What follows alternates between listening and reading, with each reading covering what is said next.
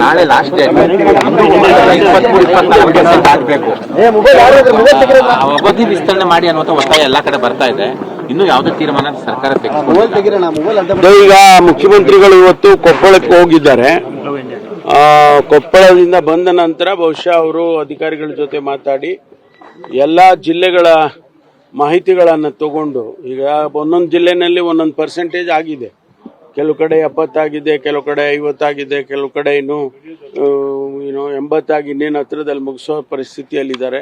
ಈ ರೀತಿ ಎಂಟೈರ್ ಸ್ಟೇಟಲ್ಲಿ ಒಂದು 20-25% ಕಡಿಮೆ ಇದೆ. ಇನ್ನು ಅಂದರೆ 80% 70% ಆಗಿದೆ ಇಡೀ ಸ್ಟೇಟ್ದು ಆವ್ರೇಜ್ ತಗೊಂಡ್ರೆ. ನಿಜ ಅದರಲ್ಲಿ ಕೆಲವು ಕಡೆ ಗೊಂದಲನೂ ಆಗಿರ್ತಕ್ಕಂಥದ್ದು, ಟೆಕ್ನಿಕಲ್ ಗೊಂದಲ ಆಗಿದೆ ಅಥವಾ ಎನ್ಯೂಮರೇಟರ್ ಗೊಂದಲ ಆಗಿದೆ. ಇದೆಲ್ಲ ಮುಗಿಸ್ಬೇಕು, 100% ಮುಗಿಸ್ಬೇಕು. ನಾವು 7ನೇ ತಾರೀಕು ಲಾಸ್ಟ್ ಡೇಟ್ ಕೊಟ್ಟಿದ್ರು ಸರ್ಕಾರ. ಮತ್ತೆ ಎಕ್ಸ್ಟೆಂಡ್ ಮಾಡೋದಕ್ಕೆ ಮುಖ್ಯಮಂತ್ರಿಗಳು ತೀರ್ಮಾನ ತಗೋಬೇಕು.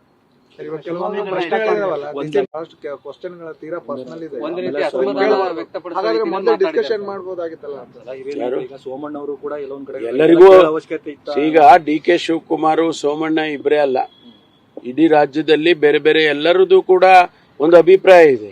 ನಮಗೂ ಇದೆ. ಅದು ನಮಗೂ ಕೆಲವೆಲ್ಲ ಸರಿ ಇಲ್ಲಪ್ಪ ಅಂತ ಅನ್ಸುತ್ತೆ. ಒಂದು ರಾಜ್ಯದಲ್ಲಿ ಒಂದು ಸಮೀಕ್ಷೆ ಮಾಡುವಾಗ ಕೆಲವು ಸಣ್ಣ ಪುಟ್ಟ ಗೊಂದಲಗಳಾಗೇ ಆಗುತ್ತೆ. ಏನು ಯಾವುದು ಗೊಂದಲ ಆಗದೆ ಇರೋದೇ ಇಲ್ಲ. ಅದರಿಂದ ಎಲ್ಲರೂ ಕೋಆಪರೇಟ್ ಮಾಡಿದರೆ ಒಂದು ಸಮೀಕ್ಷೆ ಬರುತ್ತೆ. ಕೋಆಪರೇಟ್ ಮಾಡ್ಬೇಕು ಎಲ್ಲರೂ ಕೂಡ.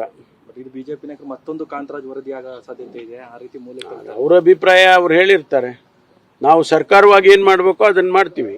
ಈಶ್ವರಪ್ಪ ಅವ್ರು ಏನ್ ಹೇಳ್ತಾರೆ ಅಂತಂದ್ರೆ ಸರ್, ಜಾತಿ ಗಣತಿ ಏನಿದೆ ಲಿಂಗಾಯತರನ್ನ ಅನ್ಯಾಯ ಮಾಡೋದಕ್ಕೋಸ್ಕರನೇ, ಛಿದ್ರ ಮಾಡೋದಕ್ಕೋಸ್ಕರನೇ ನಾ ಹೇಳಿದ್ನಲ್ಲ, ಅವ್ರ ಅಭಿಪ್ರಾಯಗಳು ಅವ್ರು ಹೇಳ್ತಾರ್ರಿ. ನಾವು ಸರ್ಕಾರವಾಗಿ ಜವಾಬ್ದಾರಿಯಿಂದ ಏನ್ ಮಾಡಬೇಕೋ ಅದನ್ನ ಮಾಡ್ತಾ ಇದ್ದೀವಿ. ಒಬ್ಬೊಬ್ಬರ ಅಭಿಪ್ರಾಯನೂ ತಗೊಂಡು ಕನ್ಕ್ಲೂಷನ್ಗೆ ಬರೋಕ್ಕಾಗುತ್ತಾ? ಸರ್ಕಾರ ಒಂದು ತೀರ್ಮಾನ ತಗೊಂಡಿದೆ.